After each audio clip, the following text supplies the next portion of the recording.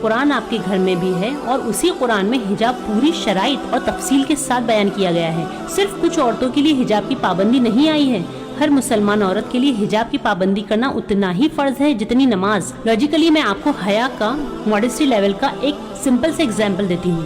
آپ نے western culture میں اکثر دیکھا ہوگا کہ بیچ وغیرہ پر وہاں کی عورتیں بہت ہی کم کپڑوں میں ہوتی ہیں، تو آپ مجھے بتائیے کیا وہی ماڈرن عورتیں انہی نام نہاد کپڑوں میں آفس میں جا سکتی ہیں؟ نہیں، کیونکہ آفس کے کچھ رولز ہوتے ہیں، وہاں کی ماڈسٹی لیول الگ ہوتی ہے، کیونکہ آفس کی ماڈسٹی یہ مین میڈ رول، انسانوں کے بنائے ہوئے رولز ہوتے ہیں کہ وہاں آپ بے ہودہ ڈریسنگ نہیں کر سکتی۔ اسی طرح مسلمان عورتوں کے لیے بھی کچھ رولز بنائے گئے ہیں اللہ کی طرف سے۔ There are rules for proper dressing. We cannot just do what we wish. مسلمان عورتیں اپنی مرضی سے کوئی بھی کیسا بھی بے ہودہ ڈریس نہیں پہن سکتی۔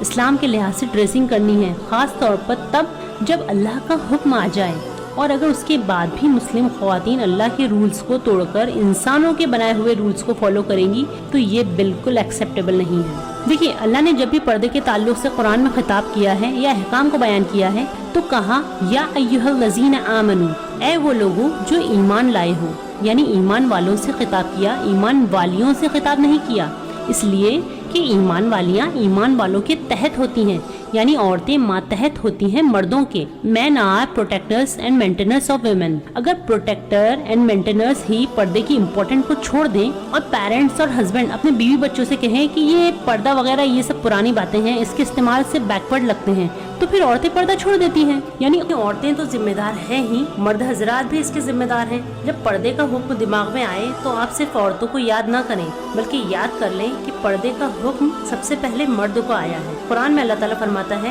کہ کہہ دو مومن مردوں سے کہ اپنی نگاہیں نیچی رکھیں۔ اس لیے ہم بھائیوں سے بھی ریکویسٹ کریں گے کہ وہ اپنی نگاہوں کا پردہ کریں اور ساتھ اپنے گھر کی عورتوں کو بھی پردے کی پابندی کروائیں، کیونکہ مرد کی غیرت کا اندازہ اس کے گھر کی عورتوں کے کپڑوں سے لگایا جا سکتا ہے۔ دیکھیے، اگر آپ کو پردے کے بارے میں نصیحتیں کی جا رہی ہیں تو واللہ ہم آپ کے خیر خواہ ہیں۔ آپ یہ مت سمجھیے کہ یہ ہم پر تانے ہیں، ٹونٹنگ ہو رہی ہے، ہمیں بے عزت یا پوائنٹ آؤٹ کیا جا رہا ہے۔ نہیں میری پیاری بہنوں، اگر آگے کھائی ہے اور آپ کو کوئی روکتا ہے کہ آگے مت جاؤ، آگے کھائی ہے، تو وہ آپ کا کون ہوا؟ خیر خواہ، ویل وشر، یا آپ کا دشمن؟ بس جیسے صحابیات نے پردے کا حکم سن کر فوراً عمل شروع کر دیا تھا، آپ بھی یہی معاملہ رکھیے۔ کوشش کریں کہ پردے کی پابندی ہو، بھلے آپ پردے کی جس بھی لیول پر ہو، آپ اس سے آگے بڑھنے کی کوشش کریں۔ اگر آپ صرف اسکارف لیتی ہیں تو آپ پوری کوشش کریے کہ آپ حجاب بھی لینا شروع کر دیں، اور اگر آپ حجاب لیتی ہیں مگر فیس کور نہیں کرتی تو کوشش کریے کہ فیس بھی کور ہو، اور زیادہ سے زیادہ پابندی کرنے کی کوشش کریں مگر اس لیول سے پیچھے نہ ہٹیں۔ اور ہاں،